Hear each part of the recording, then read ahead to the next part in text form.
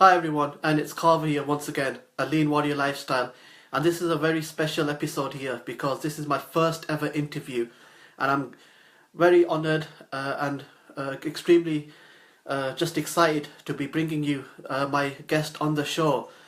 He is someone that I've become good friends with, and he goes by the name of Paul Sheehan, and his company is Lean and Learn. So I'm just waiting for Paul to come onto the show there, and I can see that Paul has joined now. So just if anyone's watching this for the first time, this is my fan page regarding following my weight loss journey. And what I would like to do today is just ask Paul a bit of questions, trying to get some more information about what it means to be a personal trainer in the online business today. Just some great tips and advice, and I hope you guys take away some great practical tips. So I'm just going to invite Paul now onto the show.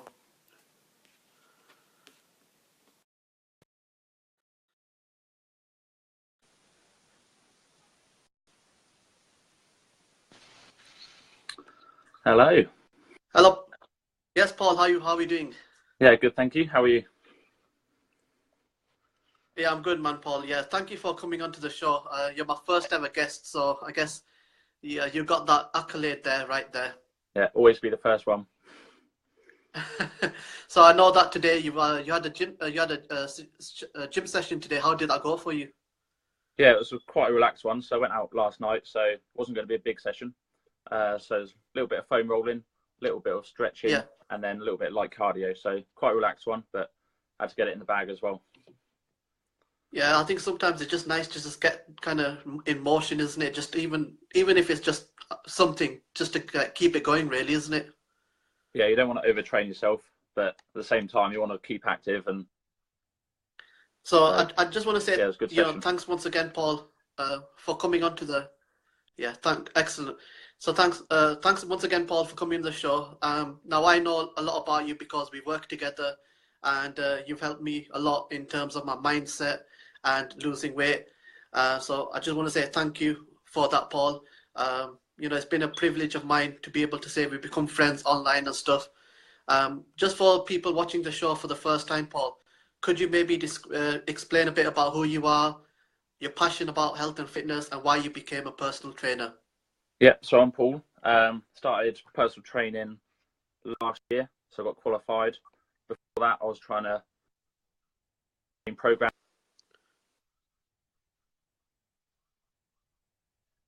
started getting results, kind of wanted to help results. So that's why I qualified. That's why I'm now helping Yeah. others and clients online like yourself.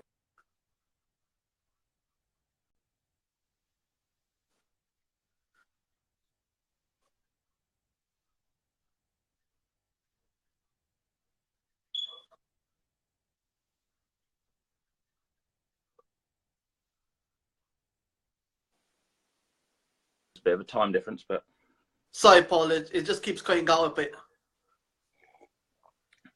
I'm not sure if it's my connection or yours, but Yeah, I think it's probably mine. It's always mine. So, Paul, I mean, you're a young man and you've got that dedication. You found your kind of passion, and as you said, once you kind of see the results in yourself, you're more motivated to then try to help others. I mean, you've been on a great transformation yourself. I've seen online. It was over 10 weeks that you've lost a lot of weight and stuff and built, you know. I did my own program called the 10-week trim. And over the 10 weeks, I lost 20 pounds altogether. So obviously really pleased about that. And yeah, it was good to test my own program for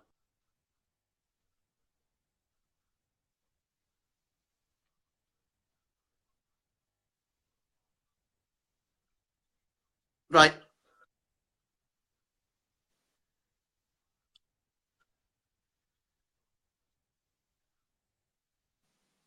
So Paul, I know that going by your Instagram on your feeds, on your pictures that you post, that you are an advocate of what we refer to as flexible eating.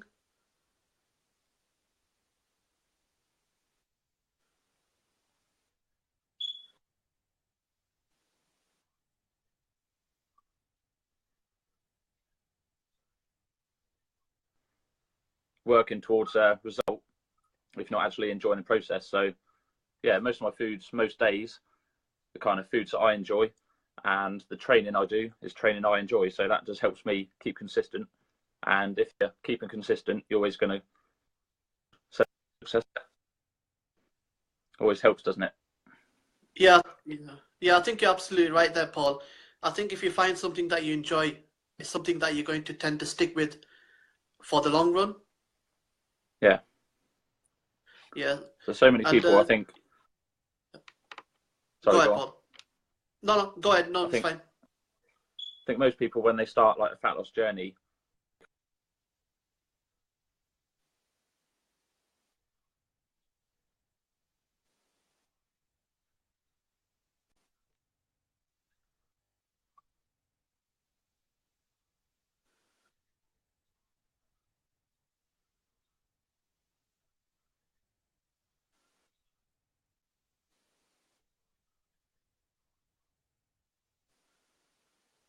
I mean, what I wanted to ask you as well, Paul. I mean, a lot of people in the industry talk about if it fits your macros.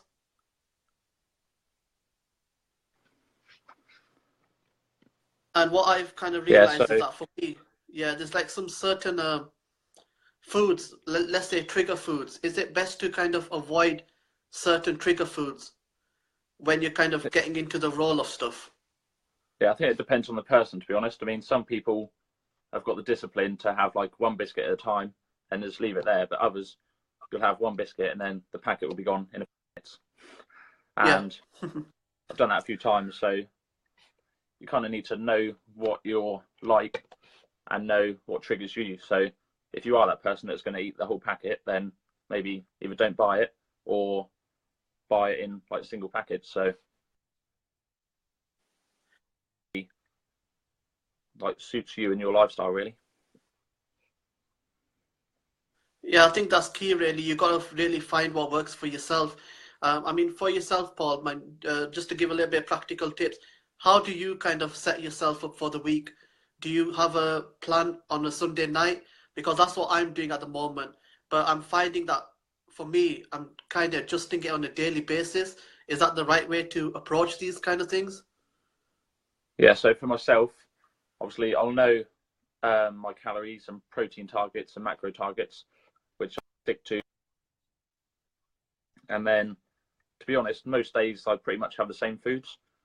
So I have like 4 meals a day. Right. The first 3 are exactly the same. So in terms of like tracking it day to day, I don't really need to, because I know if I have them same 3 meals, it's going to fit into my targets. So it's easy for me. It might sound boring having the same meals, but all of them meals are meals that I enjoy. So for me, it works perfectly. And then in terms of training, obviously I'll know how many sessions I've got for the week. I kind of plan out what days I'm going to do them on and what session is going to be on each day, just to make sure I get enough recovery between sessions and yeah, make sure I get rest as well in between. I mean, I'm glad you kind of touched on rest, because one thing that I've always struggled with is sleep. And I've been reading a lot about how sleep impacts weight loss. And it's something that I've never really kind of considered, because you kind of, online you hear about Arnold Schwarzenegger saying that you can get by on 4 hours of sleep. So it's this kind of myth in kind of bodybuilding. What is your kind of views on sleep? I mean, I'm finding that if I don't sleep well, I don't have the energy to do my workouts. I get more cravings. What would you say the importance of sleep is, Paul? Yeah, it kind of has a rollover effect. So you might think it's not that important, but then, you know, lack of sleep, as you said, is going to lead to probably more cravings. You're going to be more tired, so you won't train as well. And then later in the night, when you're getting even more tired, you're going to want more food, and it's likely you're going to go off target. So yeah, I try to get good amounts each night, at least like 7-8 hours, and that just helps me, you know, recover from the training from the session before, and then recover and rest in terms of the next session as well, so be fully ready for it. I had a question from one of my friends who wanted to ask you this, and he wanted to ask, what is the best time to train during the day? He's trying to get his morning workouts in, and he's a bit worried because other people that he's seen in the gym, when he goes, sometimes he's in the evenings, and they're kind of saying that evenings are better. Is it just personal preference? Yeah, it's literally down to individuals. So work different times. I myself train first thing in the morning before any food. Not because that's the best way, just because that suits me, suits my lifestyle, and fits around my day as well. So depends when you work, when you prefer training as well. Some people like to get it over with like early on, but others may want to work and then go later on to kind of combat the stress from work, maybe. But yeah, it's literally up to the individual. So everyone's different, and really it won't make a difference if you do the same training session in the morning or night. It's going to have the same effect overall. I mean, how do you stay motivated, Paul? I mean, with yourself and with working with clients who, like myself, who have got a lot of weight to lose. What advice would you give to someone who is at the beginning of the journey, where at the beginning you're not really seeing that drastic changes? Do you just gotta just keep going and keep being patient with it and being kind to yourself? Yeah, the main thing is being patient. I mean, a few things that have helped me, especially on the 10-week trim, is setting big goals. So if you don't know what your goals are and you're just doing a program and training day to day, okay, it's going to be hard to stick to. So if you set actual goals, write them down so you know what you want to achieve, and set a time frame as well, I think that helps me. The fact that my program was only 10 weeks and I knew I had to finish and be in a condition by the end of that, made me stick to it. Whereas if I was just training day to day and I felt like going off plan, I would have been like, yeah, it doesn't really matter much. But set time frame, set goals, and you'll be more likely to achieve them. And also kind of telling other people about your goals as well. Definitely. So like Instagram is great for it. I was posting like progress pictures every week, telling people what my plans are and what I want to achieve from it. So if I backed out then, they'd all know as well. So that kind of motivates you to keep going as well, for telling others. So yeah, social accountability. Yeah, definitely helps a lot. Yeah, I mean, I like what you're saying there, Paul. 10 weeks doesn't sound enough. Doesn't sound a lot of time. So mentally, it doesn't seem that long, but it's long enough where you can actually see changes. Am I right? I mean, I know because I've worked with you and I've seen the changes in myself. So I know that I like the kind of shorter kind of phases. So would someone kind of, I mean, what about this whole cutting and bulking phase? Are you a fan of that? I mean, cutting for a while and then purposely bulking, is that something that someone should kind of look at? I mean, I think it depends on the goals of the individual, really. If you want to, keep adding muscle and then getting in shape, depending on if you've got a holiday or something, then it can be a good idea. But I myself, I normally cut towards the summer, and then in the colder months, I'll probably eat a little bit more, be more relaxed about it. But, still training, still keeping active. And then, yeah, when I need to, if I've got an event or a holiday I want to be in shape for, then that's when I probably knuckle down and start cutting again.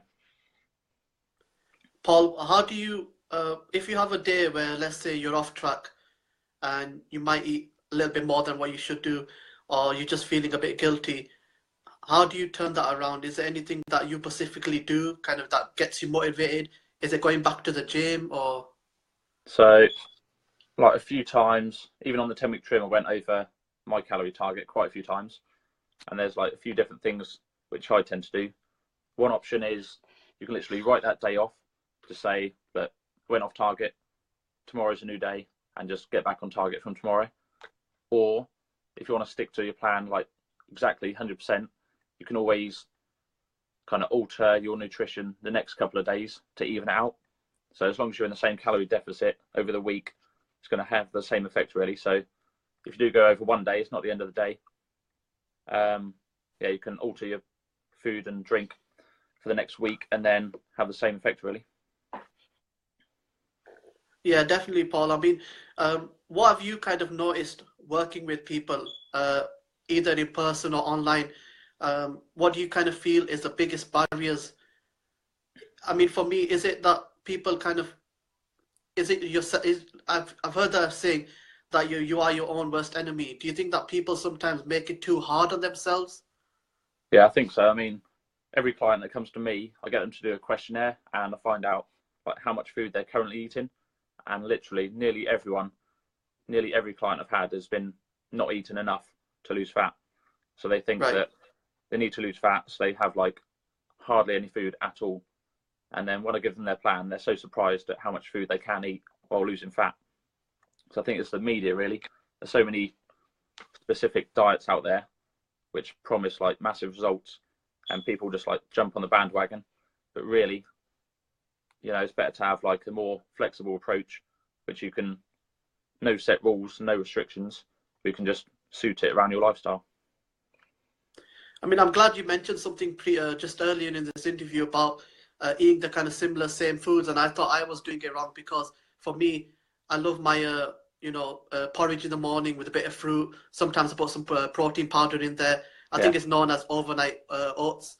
And I kind of just stick to kind of like at the moment a meat sauce, a lot of veggies, maybe a bit of rice for lunch, and then maybe have a couple of snacks during the day, and then repeat kind of the thing at the evening.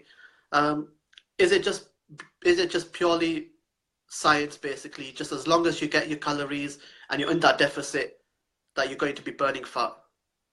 Yeah, basically that is it. So obviously the media or supplement companies don't really say that. They just say, have this supplement and you'll magically lose fat.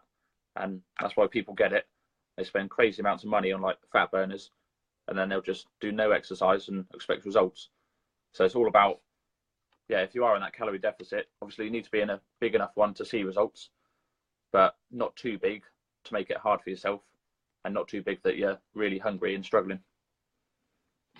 And I know that we both are quite big on mindset. We kind of shared a lot of our love for some of the books that we read. Just top of my head, Mark Manson's The Subtle Art of Not Giving a F.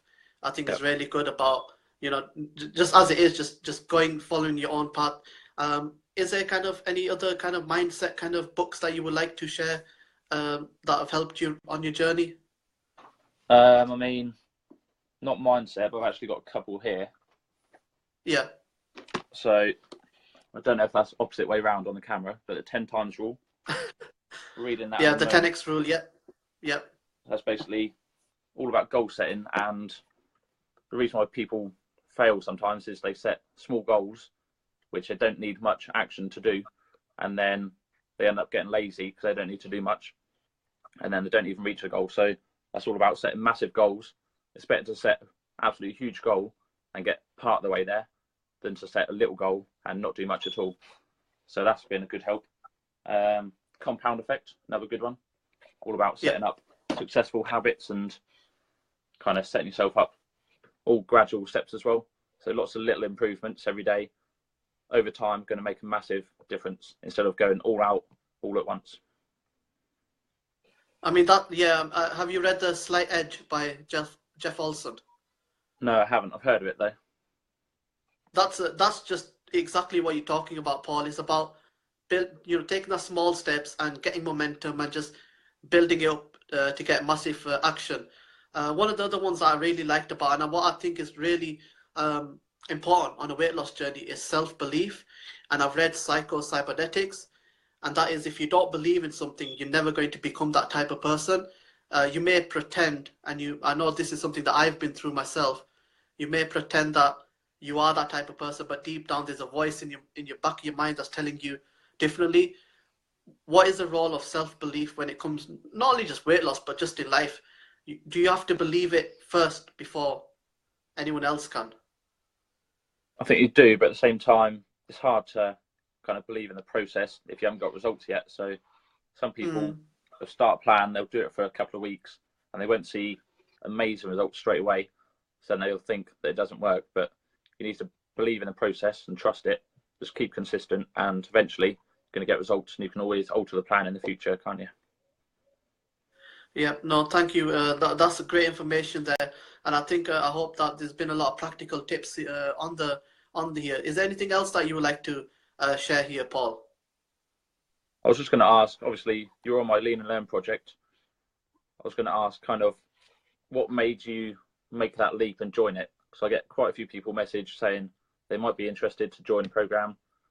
They're looking to get results and they're thinking about it, but then lots of them don't make that final step and actually join. So what was it that actually kind of twitched and then made you join? Was there a specific thing, or? I think, I've been following you on Instagram for a while, and I'd seen that, some of the posts that you're putting up and some of the food that you were just like putting up would just look so amazing. And, I know that you actually did a experiment where you ate a chocolate bar for a week for Chocolate breakfast. bar. Yeah, chocolate bars for breakfast. That was a good week. Not ideal for Yeah, energy so, levels, but yeah, I lost but 2 or 3 pounds you in were that trying week. to like illustrate, yeah, you try to illustrate the science behind it. And for me, I think watching your journey, I just seen you as a, very kind of approachable person. Anytime I asked you questions, you were very approachable. Even you didn't want anything back. And I think that kind of showed to me that you were not just in it just to get me to sign up for something. You were there because you wanted to, help me reach my goals. And I think for me, I just got, I just wanted to kind of really just take that step. As you said, sometimes you just gotta take that leap of faith. You just gotta believe in yourself and just see what kind of progress you can make. Yeah, I think that's the hardest thing, really, making that first step. I think lots of people are scared of asking others for help, but then once you do, it's just you don't look back, really, do you? And it's all results after that. No, yeah. No, definitely. So, I mean, I don't want to take too much of your time here, Paul. I do really appreciate you coming onto the show. What I will do is I will link your Lean and Learn page and any information that your viewers or my viewers can reach out to you. As I said, I like the way that you do, the way you approach the online fitness. It is an industry sometimes where it can be misleading. A lot of people are in it for, as you said, the supplements, the profits. Yeah. But just judging by, getting to know you, you are a very, down to earth kind of individual who just